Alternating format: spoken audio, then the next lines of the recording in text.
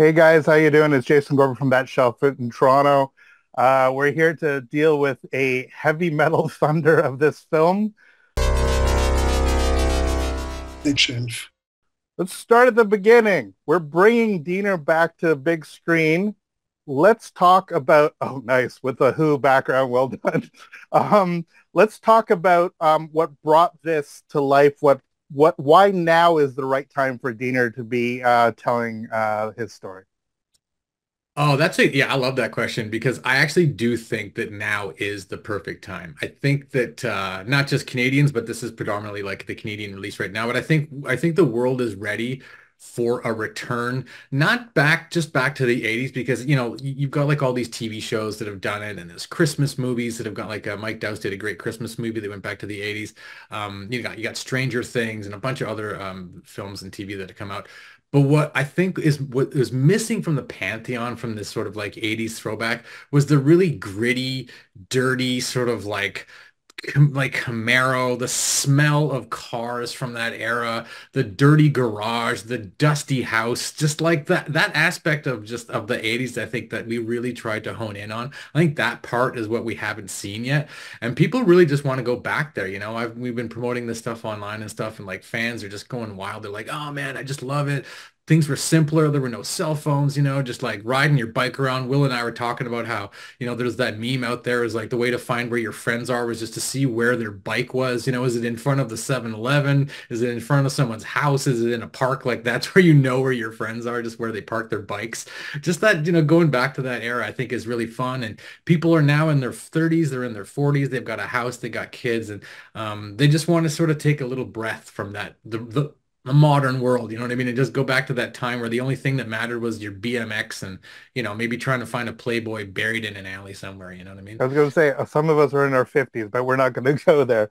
If we could just talk about how this collaboration worked, how this particular film worked between the two of you, actually bring out what your roles specifically were, because obviously a lot of you are wearing multiple hats on this. So if you can just articulate what it is that you played and actually bring this vision to life. Sure. Well, I'll start it off and then I'll throw over to Will. So, this is the marvelous world of the internet. And I've just been kind of like, at first I was resistant to it, but I started to lean in during COVID of just like what Instagram could be and just connecting with people. And I got a message from someone who said, hey, check this out. And I opened my direct messages and I see that Will had put my like Diener's face on top of his body, like going like this or something like that. And the most hilarious, it was just so funny. And I was like, oh my God, Will Sasso, the guy's hilarious. And the fact that he knew who I was kind of a revelation. So I just, I texted him or DM'd him or what I said, hey, what's up? And then we just, back and forth kind of like mutual admiration society, right? And then I'm working on this film, this script, and I'm like, wait a minute, this is so perfect. I can ask Will if he'll do it. Maybe he'll be available because he's super busy. I throw it to him, and then yeah, you can just take it from there. Like what happened when you sort of got the, hey, what's up? You want to be in my dad, even though we're exactly the same age? Like, what did you think? I said yes. First of all, I said yes just based on the prospect of being in the movie and working with Paul. And once I read the script and got to see what they had planned for Glenn, it was immediate, and it was a real luxury to sort of read the script, have a take on it, and get to set with Sam and Paul and realize we all have the same vision for this guy. And the way I see Glenn fits perfectly into this story, the way that they have crafted Diener 89. So it was a good deal all around.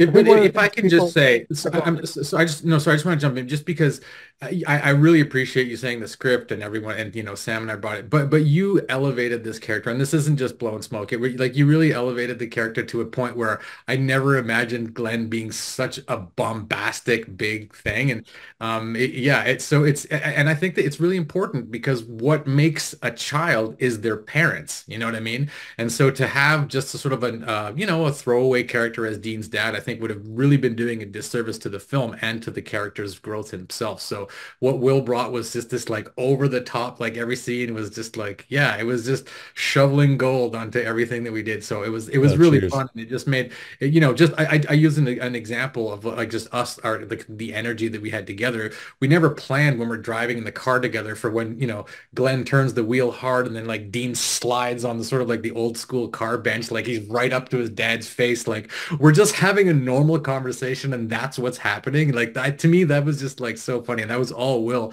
driving the car like a maniac in through the streets of Manitoba. We knew that there was going to be plenty of Manitoba. We knew there was going to be plenty of heavy rock. We knew that there was going to be dumb jokes. We knew there was going to be shotgunning of beer. What I think a lot of people might not realize is that there's a lot of actual genuine introspection of character. There's actual honest investigations of some pretty dark moments in our nation's history and certain cultural history.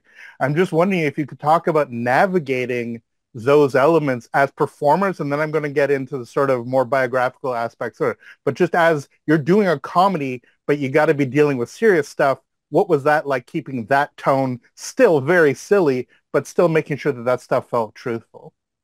That's a good question. I appreciate you asking it because it was important when I was writing the script to integrate something that was a bit more interesting than just a bunch of sketches from the 80s, right?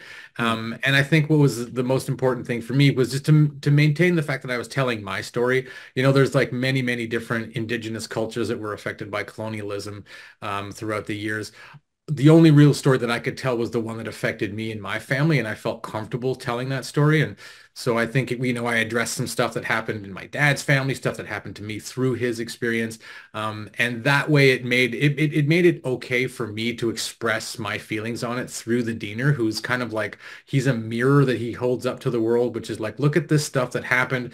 And then the Diener says it, and it's kind of funny, but there's still the undertone of seriousness there.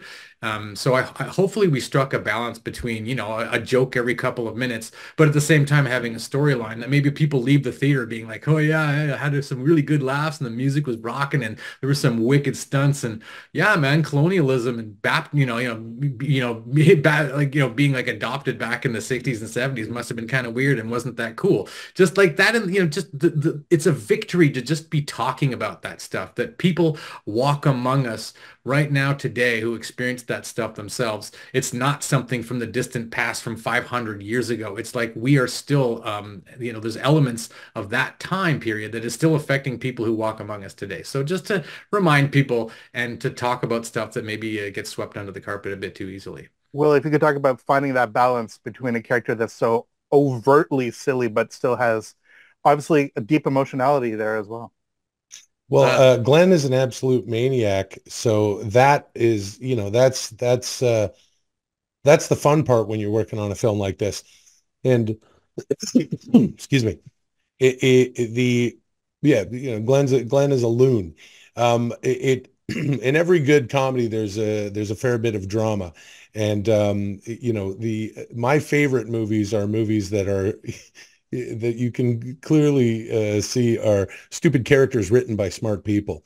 And this is what we have here. So it is seamless to be able to go into a dinner scene where you see Glenn basically providing zero thought almost into adopting the kids and basically shedding a light on what we now sort of more understand, and I'm using we in a very broad sense, but with regard to Canada's colonialism and everything that has happened with our First Nations peoples in Canada, it was very interesting for me to sit in that chair and be a dad who's like, I'm a dad. I drink beer when I get home from work, and Dean's on the hockey team, but there is this other side of it, and Glenn's neglect of that side of Dean is a very interesting part of the character from my perspective as an actor, because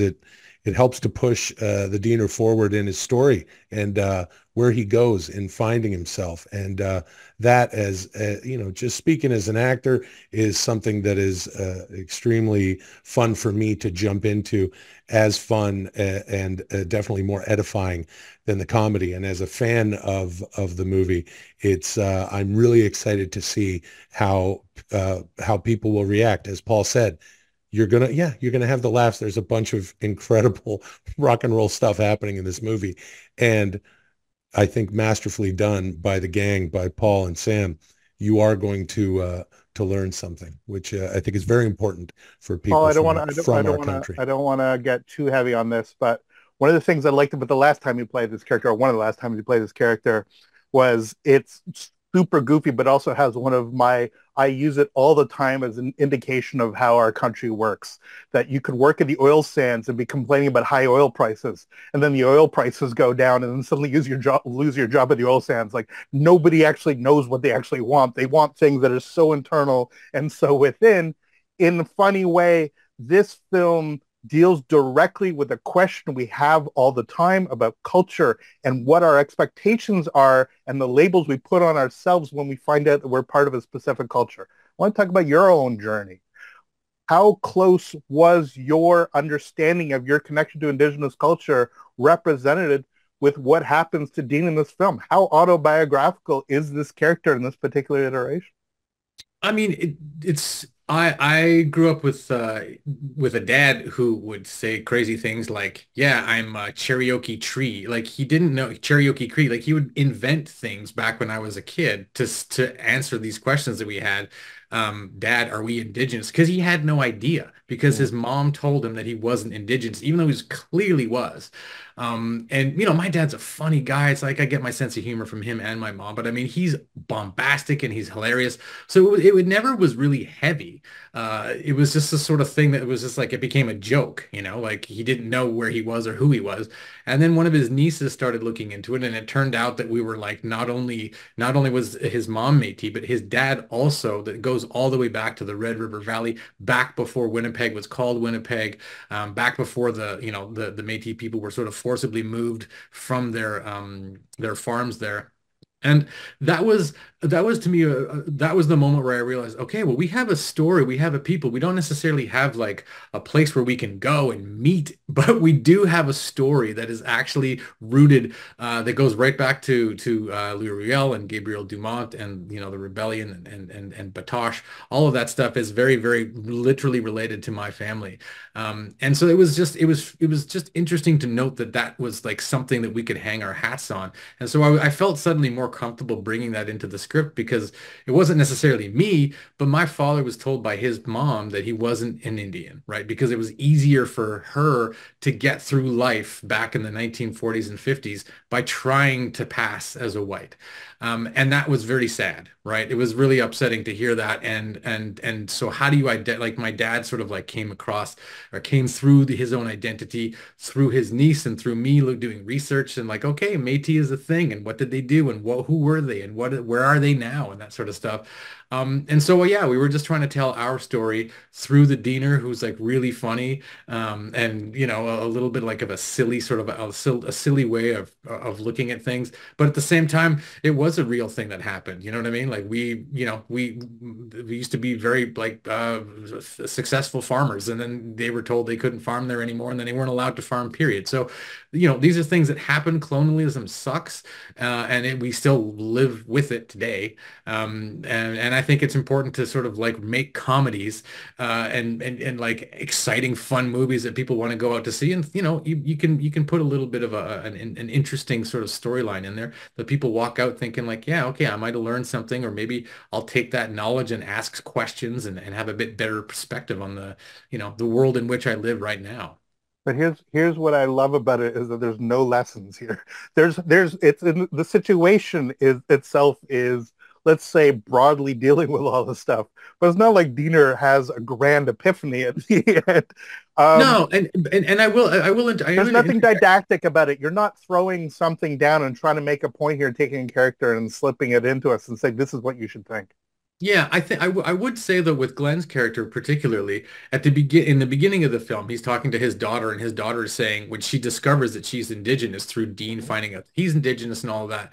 When she asks him, "Can we go see my people? Can we go out west? You know, can we go to the reservation?" And Glenn says that's those are stories. They're great, they're wonderful, but it's in the past, right? Right. And that's Glenn midway through the movie, how we sort of saw people, pretty much white people who adopted kids in the 80s and 90s. That's how they were. That's how they saw it. But at the end of the film, Glenn does change and he's like, you know what? Let's go.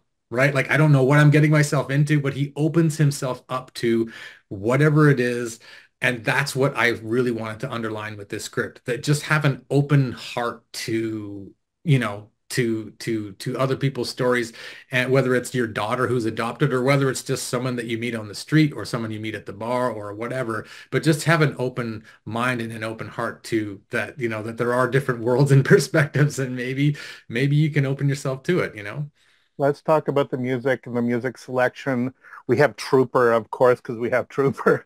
We have Dawkins, obviously. But if you could talk about the specific choices of who to include, how challenging was it, how much of that was in the script, and how much of that was sort of organically brought up because you knew what era you're actually telling. Uh, well, I landed on Dokken because it was, I mean, I love the song Breaking the Change. It was so emblematic of how I felt as a teenager. So that sort of became quickly the band that was going to be the Dean wanted to go see. And then as far as like a lot of the other music, I mean, I'm just a huge sort of like rock metal fan. And it was just putting as many awesome, cool songs that I could think of into the soundtrack. I mean, I don't know, like I would have loved to have the Scorpions in there, but they're way too expensive. You know what I Mhm. mean? But there are a bunch of, we got Gowan, in the movie, like Criminal Mind is in our film, right? Just stuff like that, that The like these, masterpiece that is Criminal Mind, we shall say. pardon me? The masterpiece that is Criminal Mind. It's a masterpiece. Yeah, it's sung a criminal singing a song. Yeah, so we had a lot of fun with it, and me and my bandmates, we also wrote a bunch of songs. But the fact that we were able to get so many like actual, there's that song Heaven. It's like that super cheesy song Heaven. That's a slow burn. Yeah, I think that's what people are going to really love about this movie, is that like the music really, really just grabs you. It's very, very much like a magnet right back to the 80s. How close is Diener's taste in music? I mean, obviously you're in a band, you're obviously doing a bunch of the metal stuff yourself, but how close is Diener's choice of music the same as yours? Or did you go through a prog rock phase that you don't want to admit to? Um, Yeah, I'm like one of those guys who says like, "Oh, I like all kinds of music," but at the same time, I mean, I really like. I was saying to Will before that like I have, I got into music for like I got into sort of like when I really started to understand that music was a thing, it was because I got into punk, right? That was like me as like a 14, 15-year-old. It was like the Dead Kennedys. But then slowly I realized that like, okay, you don't have to only listen to that. There's like metal out there. The song that's in our soundtrack, Am I Evil? I mean, that if you hear that song, Am I Evil? Yes, I am. It's like this weird call and answer. It's like, what teenager who hears that song isn't like, I love heavy metal now? Like if how do you not get into that? So yeah, like I love metal. When I just like when I'm driving, when I'm we're working out or whatever, like I'll throw on Exodus, I'll throw on like yeah, pretty much any metal band that you can sort of think of, I'm into it. So I mean, do I have like actually like long hair? No, it's like it always gets knotted up and super annoying in the summer. But I do love having, I've had long hair in my life. I friggin' loved going into the pit. You know what I mean? Anthrax, like let's go. But yeah, so yeah, I'm a full on like I might not look it, but I'm a full on metal lover. So there you go. Last question to both of you. Obviously, this fits a particular genre, the sort of fake rock doc. almost the fake band that is a real band. Are there other films that you want to reach out to? Not necessarily a Canadian one that we can connect this one to, but do you have a deep love of the Spinal Taps, of the Walk Hards? Is there some film that you want to give a shout out to that's sort of in the same idiom that you also think people should check out to sort of get the spirit of what you guys are doing here? I don't think there's a film like this film. I'll tell you that. I love it. I mean, my favorite film of all time, the one that got me into filmmaking and the one that got me into comedy was Spinal Tap, without a question. I've probably watched that movie 60 times. So, I mean, that's kind of like, the most obvious answer. I would also say that recent Beatles one that came out that showed the making of the Get making Back. of their album. Pardon me? Get Back. Yeah, Get Back. I mean, that's a little bit more in the recency bias, but that was so fascinating into how genius works. Just watching, McCartney and Lennon show up with a riff, and then 17 minutes later, they've written a billion-dollar super hit. It blows my mind. And as a musician, that's the kind of stuff that I find fascinating. You know what I mean? That you don't necessarily sit alone in your house trying to come up with a hit. You come up with that hit, when you're like looking at asparagus, like, where is this from? Mexico? And then all of a sudden, like, you get like a little diddly-ling ring in your head. And you're like, I gotta remember that riff. And then all of a sudden it turns into, like a super hit. So yeah, that's that I would recommend that to everybody too. But for sure, Spinal Tap. I mean, that's just like unequivocally the best movie of all time, of all genres. Thank you guys so much. Enjoy the rocking out. Have an incredible time at the premiere. I'm so excited for you guys to get to see this with an audience.